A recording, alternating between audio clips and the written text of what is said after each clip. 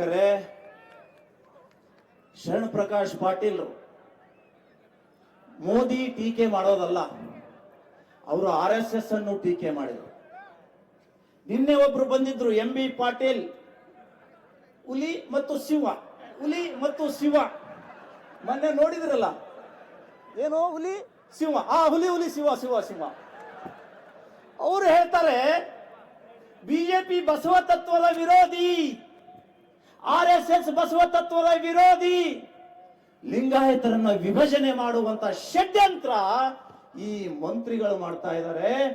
ನಾನು ಹೇಳ್ತೀನಿ, ಬಸವಣ್ಣನ ತತ್ವವನ್ನ ಯಾರಾದರೂ ಪಾಲಿಸುವಂತ ಈ ದೇಶದಲ್ಲಿ ಪ್ರಧಾನಮಂತ್ರಿ ಇದ್ರೆ ಅದು ಸನ್ಮಾನ್ಯ ನರೇಂದ್ರ ಮೋದಿ ಅಂತ ನಾವು ಕೈ ಎತ್ತಿ ಹೇಳಬೇಕಾಗುತ್ತೆ. ಬಸವಣ್ಣರು ಒಂದು ವಚನ ಹೇಳ್ತಾರೆ, ಹೊತ್ತಾರೆ ಎದ್ದು. ಬರ್ಕೊಳ್ರಿ ಪ್ರೆಸ್ನವರು, MB ಪಾಟೀಲ್ಗೆ, ಶರಣ್ ಪ್ರಕಾಶ್ ಪಾಟೀಲ್ಗೆ, ಜೂನಿಯರ್ KRGಗೆ ಕಳಿಸ್ಬೇಕು ಅವ್ರಿಗೆ.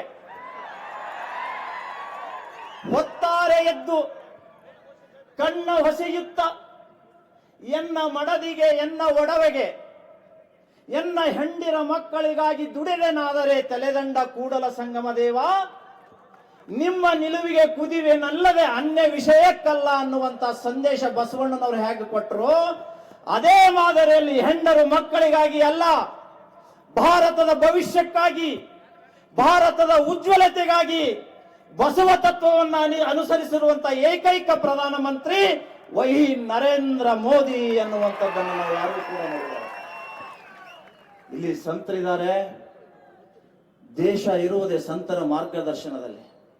800 ವರ್ಷ ಮೊಘಲರು, 300 ವರ್ಷ ಕಾಲ ಬ್ರಿಟಿಷರು ಈ ದೇಶವನ್ನ ನಾಶ ಮಾಡಲಿಕ್ಕೆ ನಿರಂತರವಾಗಿ ಪ್ರಯತ್ನ ಪಟ್ಟರು. ದೇವಸ್ಥಾನಗಳನ್ನ ಒಡೆದು ಹಾಕಿದ್ರು, ಮಠ ಮಂದಿರಗಳನ್ನ ನಾಶ ಮಾಡಿದ್ರು. ಆದರೆ ಭಾರತದ ಅಸ್ಮಿತತೆ ಅನ್ನುವಂತಹ ಭಕ್ತಿ ಏನಿದೆಯಲ್ಲ, ಆ ಭಕ್ತಿಯನ್ನ ಹೊಡೆದಾಕ್ಲಿಕ್ಕೆ ಯಾವ ಪೂಜ್ಯರು ಕೂಡ ಬಿಡಲಿಲ್ಲ. ಪೂಜ್ಯರೇ, ದಯವಿಟ್ಟು ರಾಜಕಾರಣಿಗಳ ಬೆನ್ನ ಹತ್ತದೇನೆ ಸ್ವಾಮಿಗಳಲ್ಲಿ ಎಂತ ಸಂದೇಶ ಇದೆ, ಶಕ್ತಿ ಇದೆ ಅಂತ ಹೇಳಿದ್ರೆ ಸ್ವಾಮಿ ವಿವೇಕಾನಂದರು ಹೇಳ್ತಾರೆ, the yogi and sant of India, the yogi and sant of India can enter into diamond also by their fantastic power of yogi and sant ಅನ್ನುವಂತ ಸಂದೇಶ ಸ್ವಾಮಿ ವಿವೇಕಾನಂದರು ಕೊಟ್ಟರು. ಸಂತರ ಶಕ್ತಿ ಹೇಗಿದೆ ಅಂತ ಕೇಳಿದ್ರೆ, ಉತ್ತರ ಪ್ರದೇಶದಲ್ಲಿರುವಂತಹ ಯೋಗಿ ಆದಿತ್ಯನಾಥರ ಶಕ್ತಿ ಹೇಗಿದೆ ಅನ್ನುವಂಥದ್ದನ್ನು ನಾವೆಲ್ಲ ಅರ್ಥ ಮಾಡ್ಕೋಬೇಕು. ಯೋಗಿ ಆದಿತ್ಯನಾಥರು ಸಂಸತ್ನಲ್ಲಿ ಭಾಷಣ ಮಾಡಬೇಕಾದ್ರೆ ಅಲ್ಲಿರುವಂತಹ ಮುಲಾಯಂ ಸಿಂಗ್ ಯಾದವ್, ಲಾಲು ಪ್ರಸಾದ್ ಯಾದವ್ ಇವರೆಲ್ಲ ಕಿಟ್ಲೆ ಮಾಡ್ತಿದ್ರು, ಏ ಸಾಧು ಚುಪ್ಪಿಟ್ರೆ, ಏ ಸಾಧು ಚುಪ್. ನೀವೆಲ್ಲ ಮೀಡಿಯಾದಲ್ಲಿ ನೋಡಿರ್ಬೋದು, ಸೋಷಿಯಲ್ ಮೀಡಿಯಾದಲ್ಲಿ, ಚುಪ್ಪಾಯ್ಟೋ.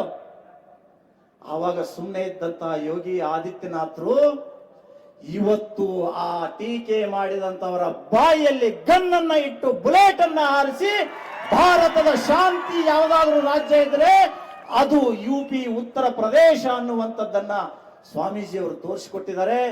ನೀವು ಒಂದು ಮನಸ್ಸು ಮಾಡಿ ಆಶೀರ್ವಾದ ಮಾಡಿದರೆ, ನರೇಂದ್ರ ಮೋದಿ ಅವರ ಕೈ ಬಲಪಡಿಸಿದರೆ ಭಾರತ ವಿಶ್ವದಲ್ಲಿ ಜಗದ್ಗುರು ರಾಷ್ಟ್ರ ಆಗುತ್ತೆ. ಯಾರಾದರೂ ಈ ದೇಶದ ಪ್ರಧಾನಮಂತ್ರಿ ಗಮನ ಇಟ್ಟು ಕೇಳಬೇಕು, ಈ ದೇಶದ ಹಿಂದಿನ ಪ್ರಧಾನಮಂತ್ರಿ ಯಾವ ಸಂತರಿಗೂ ಕೂಡ ಪಾದ ಮುಟ್ಟಿ ನಮಸ್ಕಾರ ಮಾಡಿದ್ದನ್ನು ನಾವು ನೋಡಿಲ್ಲ. ಆದರೆ ನರೇಂದ್ರ ಮೋದಿ ಅವರು ತಮ್ಮ ಕಚೇರಿಗೆ ಯಾವುದೇ ಸಂತರು ಬರಲಿ, ಸಾಧುಗಳು ಬರಲಿ, ಅವರ ಪಾದವನ್ನ ಸ್ಪರ್ಶ ಮಾಡಿ ಬಸವ ತತ್ವವನ್ನ ಪ್ರಚಾರ ಮಾಡ್ತಾ ಇರುವಂತವರು ನರೇಂದ್ರ ಮೋದಿ ಅವರಿದ್ದಾರೆ. ಕೇಸರಿಗೆ ಗೌರವ ಕೊಡುವಂತಹ ಪ್ರಧಾನಮಂತ್ರಿ ನರೇಂದ್ರ ಮೋದಿ ಅವರಿದ್ದಾರೆ.